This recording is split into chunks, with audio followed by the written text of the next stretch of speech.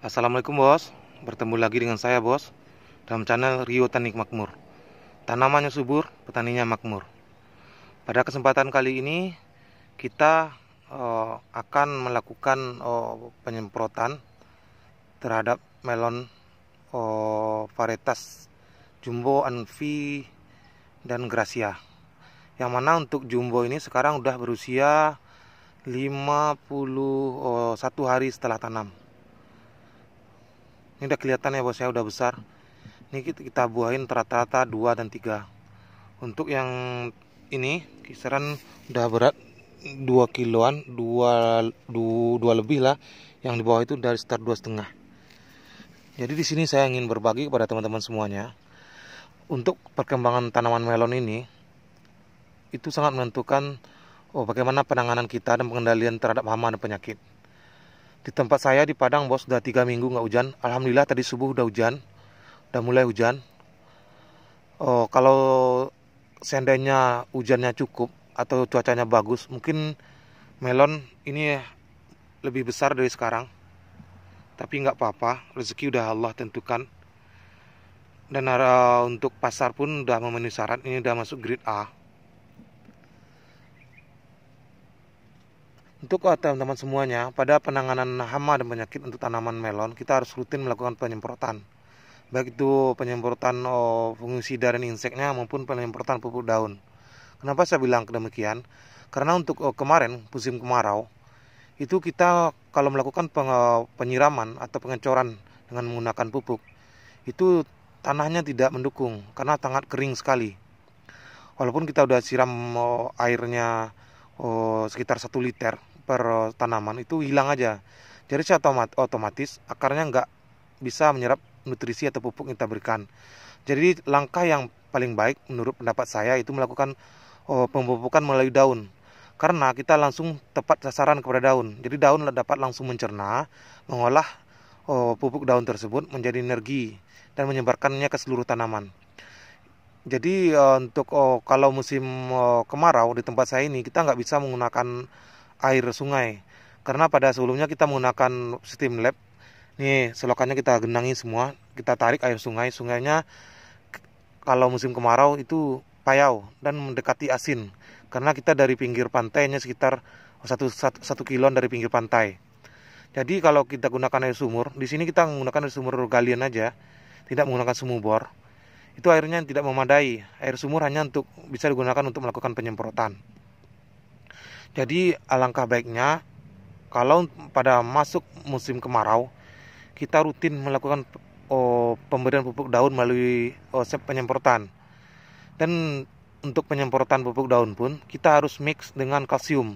Karena kalau pupuk daun terlalu sering kita gunakan tidak diimbangi dengan kalsium, takutnya nanti dinding selnya akan lemah. Jadi dapat tanaman kita rentan terhadap serangan penyakit. Jadi kalau kita melakukan penyemprotan pupuk daun pada usia seperti ini, pada usia udah masuk 35 hari setelah tanam, itu buahnya udah sebesar kepalan tinju kita, itu kita menggunakan pupuk daunnya itu KNO3, Kanda Putih dari DGW. Itu dosis penggunaan untuk 35 sampai 40 hari atau 2 kali aplikasi. Kita cukup menggunakan sekitar 3 gram per liter air atau sekitar 2 sendok makan munjung. Dan apabila setelah memasuki lewat umur 40 hari, 45 ke atas, kita menggunakan KNO3-nya sekitar 3 sendok atau sekitar 5 gram per liter. Ada dengan interval 4 hari sekali.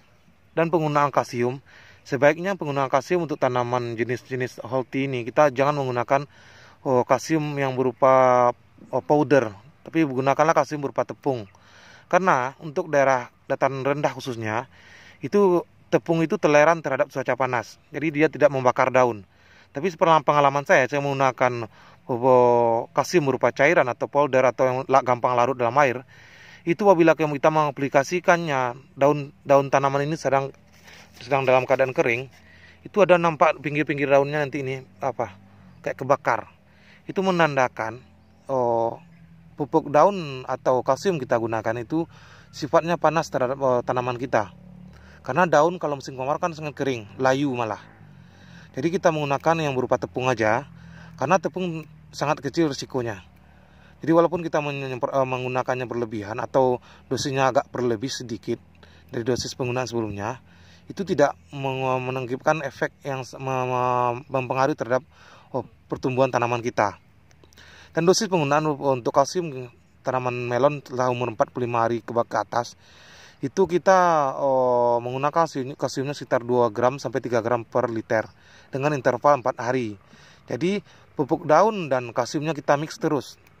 Jadi sekali 4 hari kita melakukan penyemprotan pupuk daun kalsium, dan jeda 1 hari kita menggunakan insek dan funginya.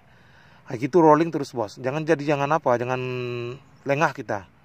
Di samping itu, kita untuk melon udah masuki masa pembuahan atau masa pematangan buah seperti ini, kita harus tanggap dengan serangan hama ulat.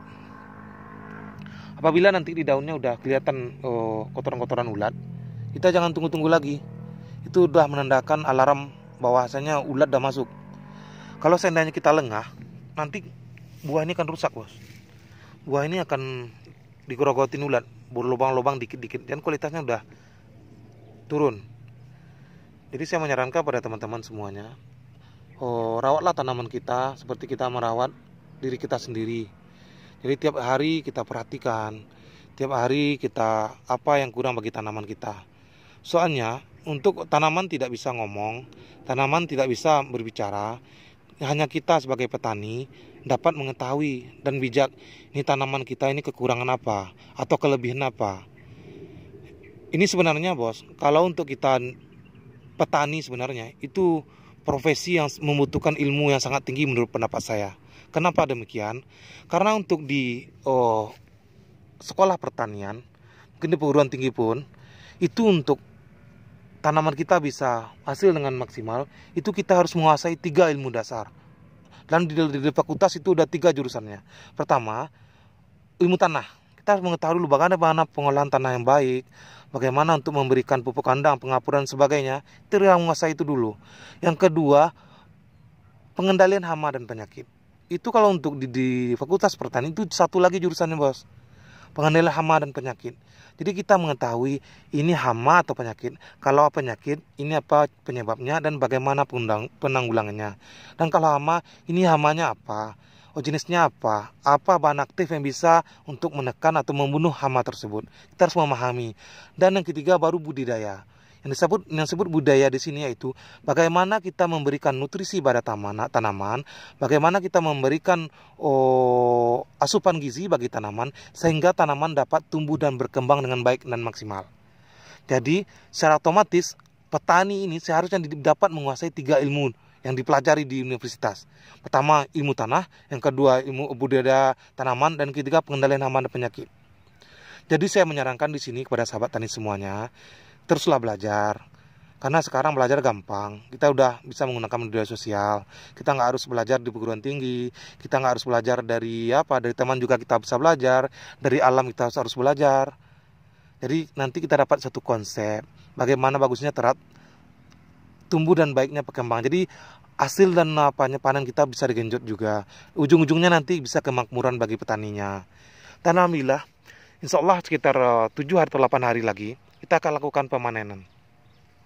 Dan pemanenan melon jumbo ini untuk daerah saya, daerah Padang, itu bisa 60 hari setelah tanam udah bisa kita panen. Kalau daerah lain mungkin ada rekomendasi dari bibitnya 70 hari setelah tanam. Tapi di sini saya belum pernah lebih dari 62 hari setelah tanam. Dan sekarang alhamdulillah daunnya masih bagus ya bos ya.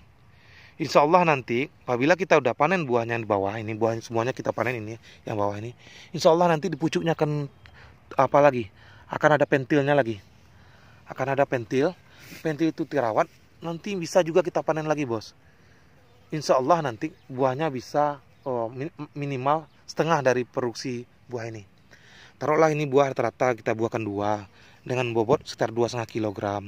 Itu rata-rata kita dapat sekitar 5 kilo per batangnya. Nanti buah atas bisa kita dapat minimal 3 kilo.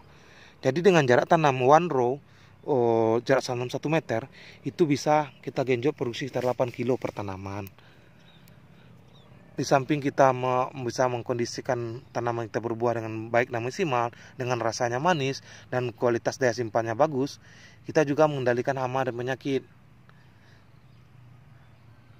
Jadi mungkin di video selanjutnya saya akan berbagi kepada teman-teman bagaimana saya mix antara pupuk daun, kalsium dan insek atau fungisida yang kita gunakan, gimana kita merollingnya dari awal. Nanti saya akan menjabarkan satu persatu pada kesempatan yang lain mungkinnya. Mungkin itu aja dapat saya sampaikan pada kesempatan kali ini.